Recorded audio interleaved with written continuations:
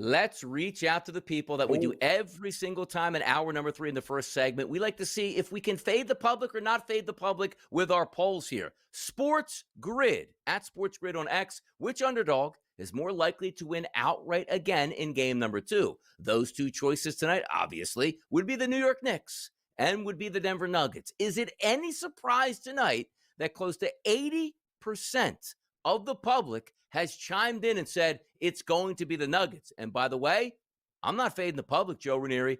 I agree with the public. I faded him on Monday when I was here, and Yeah. I believe for both of these games where they went chalk, and I said, if there's going to be upsets, it's going to be in game 1 in these series, and we saw it on Monday. Now I think it's adjustment time, and I think it'd be hard to look at the Knicks and Denver. Now, this isn't covering. We're talking about winning outright here. I don't see either of those two teams going 2-0 on the road. So I would have to back the public here tonight in this spot.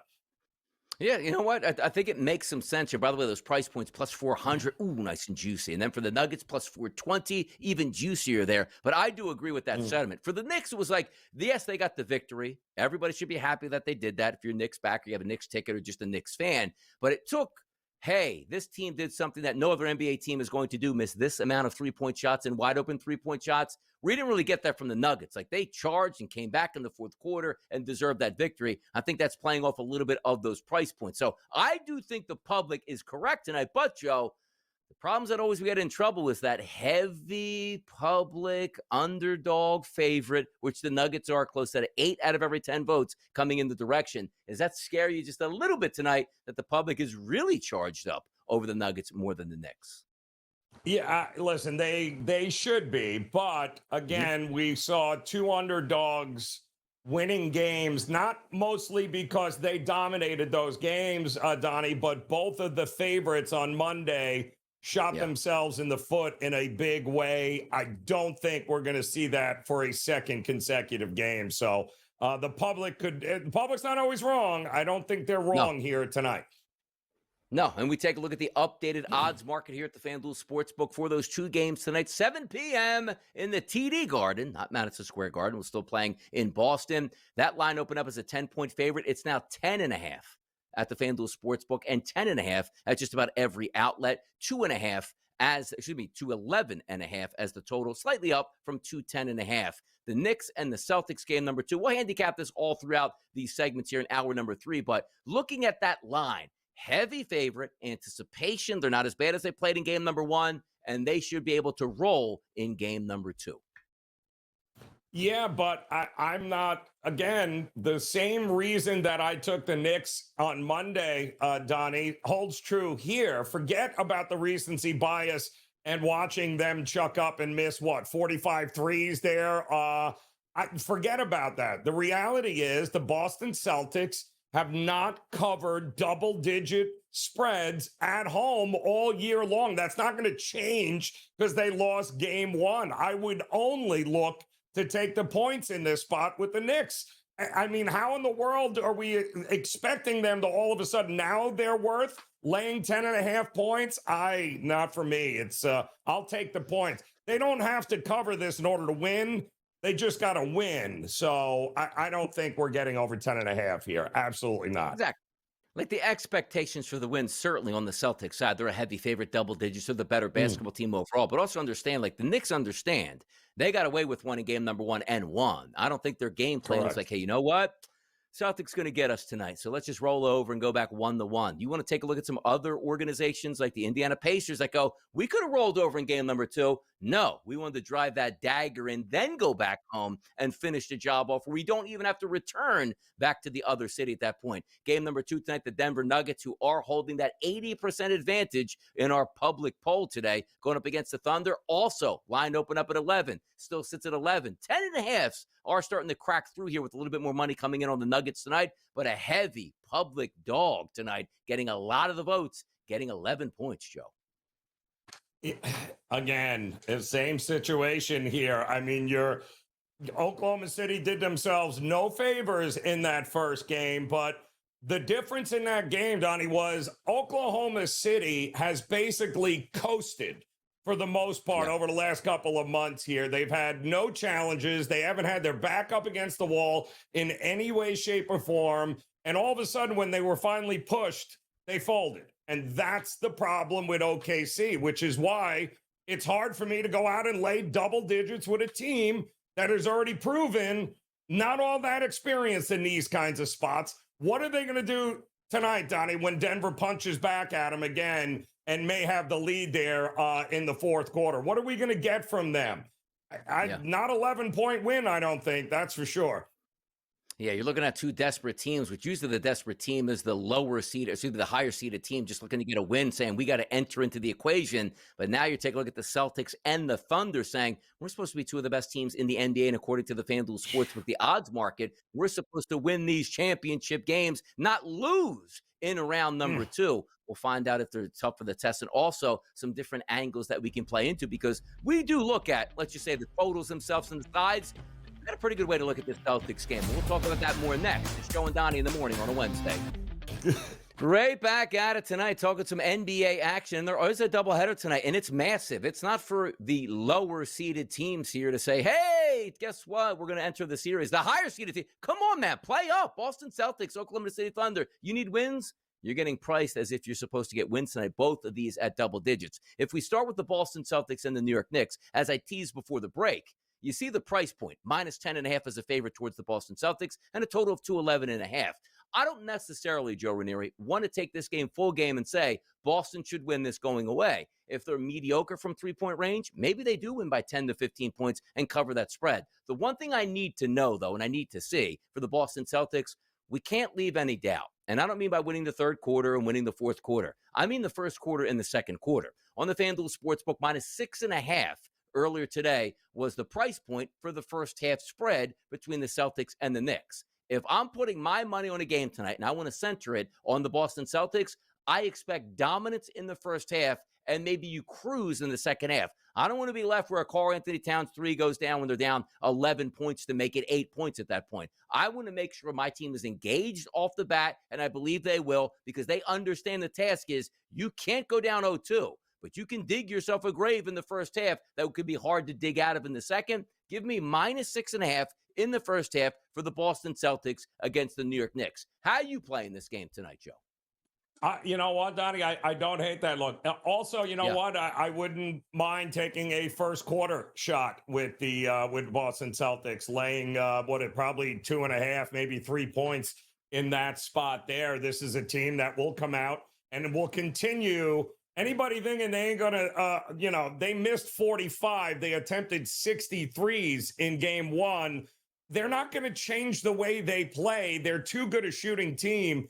The percentage of threes they make will go up. It'll probably happen early. So I like that play. And by the same time, if I'm expecting the percentage of made threes to go up, not a whole lot of less volume, then we're going way over this total of 211.5. I would even take it further to say, I'll take the Celtics team total up and over 110.5 here tonight, Donnie, because if what we both know to be true, if there's going to be some positive regression here, I don't see how they're not scoring close to in the 115, closer to 120 here, because those threes will fly here tonight again for the Celtics. And you take a look at the betting markets here, specifically the FanDuel Sportsbook. If you click the stats button here, percentage of bets against the spread, 75%. Going with the New York Knicks tonight. So most people want to take those points, and rightfully so. If you're just watching the past couple of games, particularly in round number 2, the Dogs have had such a decisive advantage. It's hard to buck that trend. We'll see how it points out. But if I'm looking at made 3-point shots tonight, which did not go down for the Boston Celtics in the last game, Tatum over 3.5 at plus 124. Jaylen Brown over 1.5 at a minus 114. Derek White over 3.5 at a minus 102. Drew Holiday 1.5 and Peyton Pritchard 1.5. If we're looking from 3-point shots here, because I always like the comeback, right? We know that the Boston Celtics, no matter what, Joe Ranieri, are going to shoot 3-point shots and shoot them at volume. Didn't work out in their favor. Is there a guy you're looking at tonight, if it was just the Boston Celtics lineup, to say, you know what? This guy could have a bounce back. Who would be the bounce back guy from 3-point range for you? Well, it's going to be it's both. When you look at how absolutely terrible Tatum and Brown were in that game, shooting the three, and the fact that all but one of their shots in the third quarter, I think 19 or 20 of the shots in the third quarter, a lot from those two guys were threes and nothing Yeah. else. I think Tatum and Brown are the guys that you have to look at. There are still some questions about whether Porzingis, he was sick. Is he going to be available? Is he not 100%? But also give credit to the Knicks perimeter defense. They know how to play the Celtics, and they know that the threes are coming, and they did a great job of contesting many of those and making life miserable for them. So if they do that again, it'll be interesting. But if not, I think Brown and Tatum are the guys that are going to make up the difference from what we saw in game one. If we keep it simple from a Knicks perspective tonight, because we know once Jalen Brunson gets to the playoffs, it's basically Jalen's team and it all runs through him. Is there a guy outside of Jaylen Brown that you need to step up for the New York Knicks if they want to leave Boston with a 2-0 series lead? Listen, of course it's Brunson, but Cat's got to stay out of foul trouble. Like, you can't have 3 fouls in the first, halfway through the second quarter. They are going to have to figure something out there. But you also got to take a look at a guy like Josh Hart here, and I think his numbers are a little bit undervalued right now. I think his PRA, his points, rebounds, and assists at 25.5. This was a guy that played 45 minutes in that game, in the overtime game one. He had 28 combined points, rebounds, and assists. This is the guy averages at least 26, 27 in the playoffs. I think Josh Hart is another guy that you can expect consistency from in this game, especially since all eyes are going to be on stopping Brunson. And game number 2 tonight, 9:30 p.m. Eastern. That is the Oklahoma City Thunder as an 11-point favorite here at the FanDuel Sportsbook, going up against the Denver Nuggets in a total of 229.5.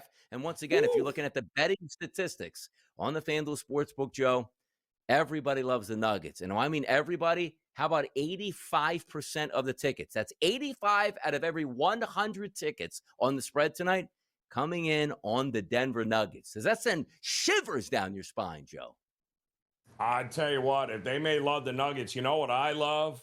Russell Westbrook's point total over 12.5 here. And I am going to play it up until the market adjusts, because he is the only guy coming off that bench that we know that we can rely upon, and he's playing some great basketball with them right now. So you want to keep giving me low point totals for Westbrook, I'm good to go. I'll keep betting it up and over here tonight. By the way, Nikola Jokic to get a triple-double tonight, Joe Ranieri, minus 1050. Not like plus 100, not minus 2, minus 1050. Not a double-double. You heard me right. A triple-double for Jokic is minus 1050. But if you want to go down a little bit farther on that Nugget side, how about your boy Russ in OKC? Triple-double, used to do it all the time. 20-1 price point there. Fun stuff tonight between these two games. Much more NBA to talk about in just a few more segments here when JY joins. The NBA is hot right now, hot with underdogs. Will that trend continue? My goodness. Will the fandom creep in from certain people that absolutely love those New York Knicks? We'll find out next. It's Donnie Wrightside at Joe Ranieri, and the coach, James Young, joins us. Oh, he's feeling good. Oh, he's loving life. Bing, bong, New York Knicks. Go, New York, go, New York, go. Let's start there. How are the vibes today? Game day, coach. It's great to be on with you guys. Listen, at the end of the day, it's the worst it's going to be. It's 1-1, but not all wins are equal. I'm very concerned about this game, but I will say this: if the Knicks go up 2-0, good luck being around New York City sometime around 3:30. On Saturday, they may be more fired up than the St. Patty's Day parade. That's how crazy those fan bases are going to be. But let's pump our brakes, because we got some games to talk about last night first. Oh, we certainly do. Pacers and the Cavaliers, 120-119 final, a 2-0. Coach, 2-0 series lead heading back to Indy. Like, yeah, of course, the Cavaliers are up 2-0. Let's see what the Pacers got. No. 2-0 series lead for the Pacers. Before we even get to the game itself here, the way it finished for me, Halliburton gets that rebound. I'm winning this myself. Watch me take this step back. Dagger, coach. You got to love, as a coach, to see your player say, this is my game, this is my team, this is my show. You had to love to see that. You know what's really amazing, and we'll get to the late game last night, is the coaching malpractice and the executing malpractice by three of the top teams in the NBA, right? You look at the fact of OKC obviously fouling, right, with Nikola Jokic on the sideline. And then obviously the fact of giving up a transition three off a missed free throw, which is something I don't think I've ever seen in my entire life. You have the Boston Celtics shooting like, what, 70% of their shots from the three-point line when they couldn't hit the broadside of the barn. And then you get to Cleveland, who was undermanned. Donovan Mitchell puts the whole team on his back. Max Strus is making plays. They're winning the whole game. And you can't get a rebound off a missed free throw? Like that. This is how wild this kind of stuff, guys, happens in the NCAA tournament, right? Like wild finishes, like can't get the ball. All right, now how about this? I forget the fact that it shouldn't even have been that point because you can't even get the ball in bounds on the sideline out of bounds. Like the things that went on and are going on in the playoffs is absolutely maddening. And everybody wants to talk about teams winning it and stealing it. Yes, but there's got to be so much more blame on the lack of execution by the three biggest favorites on the FanDuel Sportsbook to win the title. The three biggest favorites, and not even close in the numbers. The fact that those three teams lost like that, you got to wonder, is it going to come back to bite them over the course of their whole series? You also got to wonder, Coach, home court advantage does not mean what it used to. We haven't had a home team win yet, and yet the market keeps rolling out these double-digit spreads all over the place. It's the second round of the playoffs. These teams are very experienced. It feels like the numbers are all out of whack here as well. And I think the one thing people have to understand this, just so people know this. 7 out of the 8 teams to make the Eastern or Western Conference Finals or semifinals are the same as last year. All you've done is, I think you've swapped out Dallas for, I forget who they swapped out, for Golden State, who has championship pedigree themselves. So, guys, we're not talking about teams that have not been in this spot before in the second round of playoffs. You got seasoned teams. You got damn good coaches. And you look at it, it's like, oh, well, Indiana, they're terrible. Indiana had 50 wins this year. Knicks had 51 wins this year. The only team you're looking at and saying, oh, well, maybe they don't belong. Well, Minnesota and Golden State had 49 and 48 wins and a loaded Western Conference in which, all 8 seeds had 48 wins or higher. We're not talking about FDU, versus Purdue here. Like, we're not talking about, St. Peter's. We're talking about teams that can play. And that's why it's so wild that the point spreads are so nuts that it's almost like the odds makers are daring us to say, don't take the underdog again, because they don't think it's going to happen. Be careful, folks. Just because lines go up doesn't mean you got to bite and take them. Yeah, it'll be fun to watch it play out. And if we re-rack that series price between the Cavaliers and the Pacers, now that the Cavs are down 0-2 in the series, it's a minus 198 price point here for the Pacers. The Cavs at a plus 166, which can feed off these last 2 games, Coach. Number one, do you think that this series is still salvageable for the Cavaliers? And number two, what's the health status that we're looking forward to for the Cavaliers? Because if they're not healthy, they're not winning this series.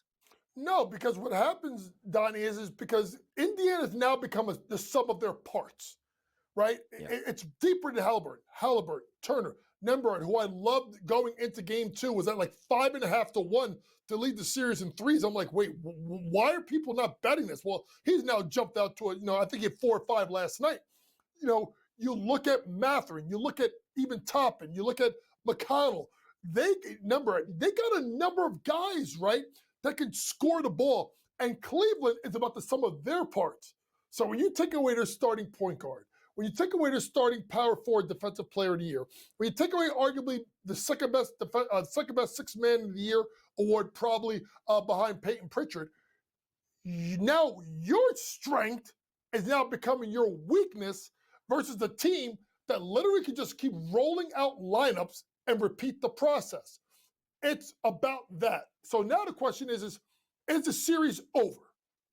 I don't think it's over, but that series spread of Indiana minus 1.5 games at minus 124 is really enticing because I just got to get 2. I just got to get 2. And I got it in my own building. Can I see there being a split and it being 3-1? Yes. But then I don't see, boom, boom, boom, lose 5, 6, 7, including 6 at home. Minus 1.5 games at minus 124 for Indiana Pacers seems like a pretty good bet the way they're playing and the lack of depth right now in Cleveland. And by the way, shout out to Indiana. Like, I want to know what kind of rabbit foot or 4-leaf clover, what they got. Because every team they play in the playoffs the last 2 years, everybody seems to get hurt right when they get to play them. Kind of amazing, though, Coach. I mean, one other thing here. To me, it's amazing. It's just maybe it's a generational thing here. But the idea that not 1, not 2, but 3 of your main guys in game 2 of in the second round of the playoffs didn't even give it a go is just absolutely mind-blowing to me here, Coach. And now they're down 2 games to none. It just thinks about what kind of maybe toughness or lack thereof. You look at last year when the Knicks had Game 7, everybody knew OG couldn't go. What? Right. OG just gives it a go. Brunson, banged up. Like, to me, that's when you start to question a little bit about the mental toughness. Now, listen, at the end of the year, we know, it is, guys. Are you hurt or are you injured? Right? There's a difference to me. Everybody's hurt. You play through being hurt. Or are you injured? My thing is, if you're injured, you do everything in your power, including more muffs, to see if you can give your team any kind of emotional lift. But I guess they didn't need it. It's not about the lift for Cleveland. It's about the finish because they started out hotter than fish grease, and then they kind of closed up shop when it got down to the fourth quarter.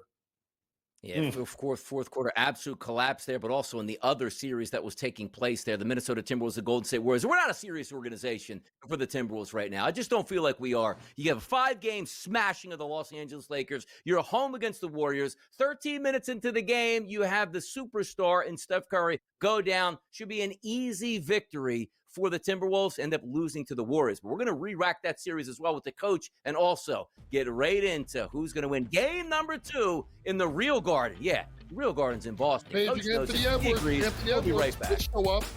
It's the NBA playoffs, and we have the Coach James Young with us now to sort of dive into what actually happened last night and then what's going to happen tonight here. And last night, the Warriors, 99-88. You might look at them like, yeah, the Warriors won a couple games in round number 1 for those similar scores. Makes some sense here. But the Warriors were coming off of a game number 7. The Timberwolves were rested and ready. The Warriors lost their best player in franchise history before the game started, it felt like. They only played 13 minutes in that game, and they still lost in embarrassing fashion here. 2 things I'm going to ask you, Coach. What happened last night? And if Steph's down for any period of time, 2, 3, 4 games, the rest of the series, can the Warriors actually do this without Steph? No, they can't do it without Steph. But I got to give the Warriors a lot of credit. And listen, people are going on saying Steve Kerr is doing a great coaching job. It ain't that. 2 words.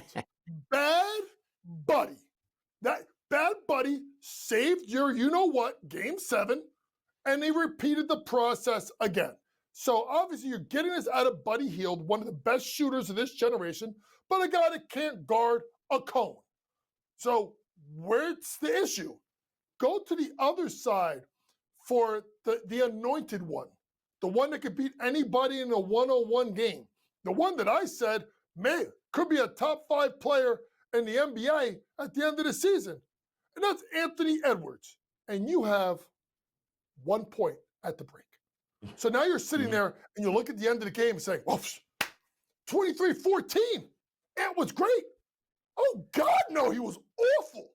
Awful. Disengaged. Some of his shots were absolutely out of bounds, particularly shooting from 3, where I think he should have been like, no offense, I'm sorry, Jimmy Butler, you're tough, but I'm taking you to the rack because I am more physical than you are. I am younger and more athletic. So to me, it was just an embarrassing performance by a team that should have looked across the way, saw Steph hurt, and say, We got you. Now we're going to close it out. Instead, their immaturity stepped in and said, Steph's hurt. We're okay. Now it's 1-0. Now you've lost home court, and now you go to game 2. But I do think if I'm Steve Kerr, honestly, I'm holding Steph game 2.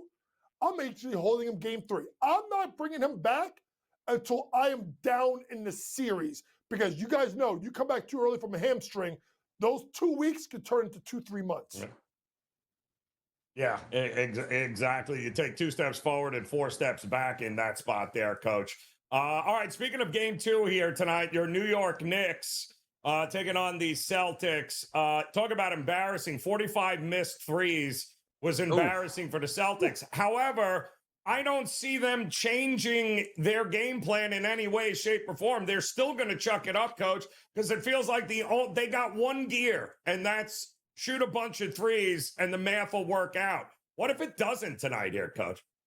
They're down 0-2. I mean, let's be honest, guys. I mean, someone's got to explain to me how the Celtics go from 8.5-point favorites, lose game 1, to 10.5-point favorites in game 2. Okay. Can the Knicks get blown out? Yes, but the sample size of the last 2 game times that New York has played Boston with their full roster, Knicks lose by 2, Knicks win in overtime by 3. Okay? So when you look at it, people are like, well, Boston missed, 45 threes. Well, Karl-Anthony Towns was in foul trouble. Besides the one, before Mikal Bridges hit the 3 in the quarter, put him up 6, he was 2 of 12 from the floor. And they fouled Mitchell Robinson, and he looked like Chris Dudley on the foul line because he couldn't make a free throw, shooting 3 of 10. The team shot 54%. So now I'm telling you that Boston's going to play better, but I think New York's going to play better too. And we don't know the status of Porzingis. There's another guy just, is vanishing in the thin air. So to me, I'm taking the 10.5 points if I'm New York, because I think Tibbs is going to play this game close to the vest again. They're going to find a way to be in the game. And let's be honest, if the Celtics don't blow out the Knicks, if this is a 3, 4, 5-point game down the stretch, with all due respect, folks, who are you trusting? Jaylen Brown, Jason Tatum, or Jalen Brunson, who's the best closer in the league? If we are looking at this game tonight from a player perspective, Coach, because it's a lot of fun, total around that 210.5, a lot of 3-point shots missed here in game number 1. We were talking earlier here, myself and Joe, who's going to be that 3-point guy for the Boston Celtics, but you're a Knicks guy. I need to hear from you tonight. Like, what's the game plan tonight? Is it Jalen, go in there, take the basketball, dominate the ball, or who do you need to step up tonight? Like, what has to change? Because the one thing we do know is if the Celtics made an average amount of 3-point shots, they would have beat the New York Knicks. They didn't. Let's just say those shots go down. You have to counter punch. Outside of Brunson, let's just say, who's your key player on the New York Knicks tonight? It's Cat. It's Cat.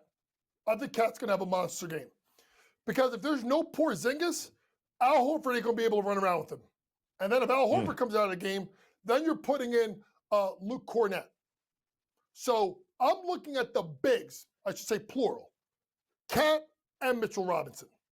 Mitchell Robinson with his rebound prop, Cat points plus rebounds prop. I think if I'm New York and I look at Horford and I look at Cornett, I'm saying that's where my advantage may be. Instead of going outside in, going through Brunson, go inside out. Cat establishes himself early. If Cat is himself, and he should be able to dominate Al Horford, that's another reason why the Knicks stay in the game. It's going to be a big game from Cat tonight. Better be a big game for Cat here tonight. Are you leaning over, Coach? Because it feels like the total, if both teams play better, we're getting more than doing our 11 points, are we not? Yeah, this game screams over to me because I think you're going to get better offensive basketball on both sides. You're going to get a better Cat. You may get Bridges hit a couple of more shots. Brunson will be Brunson. Maybe get a little bit less from OG. But then on the Boston side, I just don't see them shooting the ball like that. And if they are, the bigger question is, and this is the biggest problem with analytics, is take the analytics and throw it out the window. Put your head down, drive to the basket, get to the foul line. I'm sick of this analytics. I'm sick of this don't take up pull-up jumpers. It is a farce. It is ruining basketball. If you got to get to the rack, get to the back. And I'm looking at you, out of all people, Jason Tatum. Stop the pretty boy ball and play some big boy ball, because it is the playoffs now. Let's see what happens here. The Celtics are 370 favorites still to win that series. The coach and Joe Ranieri will close out the early line next. Stay tuned.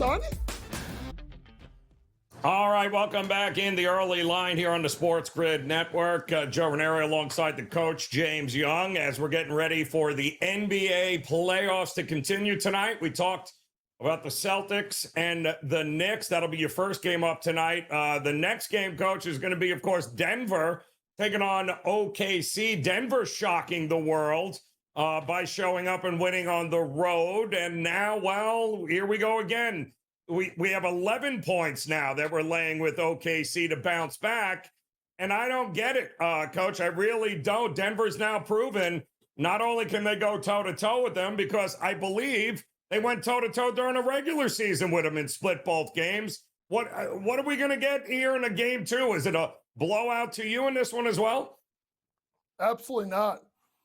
I mean, let's be honest. Denver has won 3 of the last 4 matchups versus OKC. And you just look at the fact of they have the best player in the world. And I was so impressed by watching that timeout in the second quarter and seeing Nikola Jokic imploring his guys. And it's something that I've not seen in a while. You saw every player eyes glued to the Joker. Now, he did turn around and turn the ball over first possession out of the timeout. But I saw a team that people forget won an NBA championship not too long ago. A team that's got the best player in the world. A team that's got, a really good, at times, playoff performer, and Jamal Murray. And they got 2 guys that when they play well, and that's Aaron Gordon and Michael Porter Jr., that are flat out dangerous. Do I think Oklahoma City wins the game? Yes. Do I think Oklahoma City wins it by 12 points? Absolutely not. They will keep this game close, and I think they will find a way to cover the points. Give me Denver plus 11. All right, and let's talk about it, Coach, because as long as they keep hanging these ridiculous numbers on Russell Westbrook, I'm going to keep betting his over points prop. It was 10.5 on Monday. I know you sat there. You and I are both in agreement. We're going up and over, and now it's 12.5, and I still not buying it. The guy's going to play 30 minutes. Russ is cooking, man. What else is there to do here, Coach? And here's the thing that I don't understand, right? Let's just be honest here, folks. If they're going to hang an over-under of 229.5, you mean to tell me that Russell Westbrook can't get 13 of them? Like, they kind of work hand in hand, right? He's going to play starter minutes. He's going to have an impact. He will be in the game, late game situations, right? And he'll find a way, because of the fact that OKC can get up and down the floor. This is the kind of matchup that benefits Russ. It's not like they're playing the Lakers or a team that slows the game down. They want to get out and run. And who's the most athletic player on the Denver Nuggets is Russell Westbrook. You're also looking at the fact that SGA is going to win the MVP, and people are all of a sudden talking about Russell Westbrook like they're putting dirt on his grave already. It's a prideful guy. And he thinks still that he's the greatest player in the history of that franchise. Probably he is, until SGA plays a longer career. Russell Westbrook will find a way. He ain't shooting no 4 or 5 shots in this game. He gonna get up 10 shots. Are 1 or 2 of them gonna be bad? Of course they are, because that's what he does. But he'll get enough to go over 12.5 points tonight. I think he gets 15. Even look at maybe 15 plus at plus money. And I mean, let's face it, when they won the championship, they had a pretty good 6-man coming off the bench there in Bruce Brown, didn't they, Denver? And now Russ, boy, that starting 5 with the length, the athleticism, the toughness. You got a reliable 6 guy coming off the bench. Denver is dangerous. You think Denver or the Knicks have a better shot at winning the series outright now, Coach? That's so close. Because you got to go with the best player in the world in Nikola Jokic to see what they can do. I don't know. Maybe the orange and blue skies are out here in New Jersey, and now all of a sudden I'm looking at the Knicks and saying, hey, they got a shot. Either way, both series are going to be exciting. I said 6 beforehand, and they both go 6. Don't be shocked that one of these teams get picked off because they are well coached and they have veteran presence. But either way, this is going to be exciting basketball in the second round of the NBA playoffs. I'm all for it. Gotta love the playoffs. Coach James Young, we appreciate it as always. We'll see you again throughout the week. You'll have another edition of the Early Line tomorrow. Enjoy the games. We'll see you then.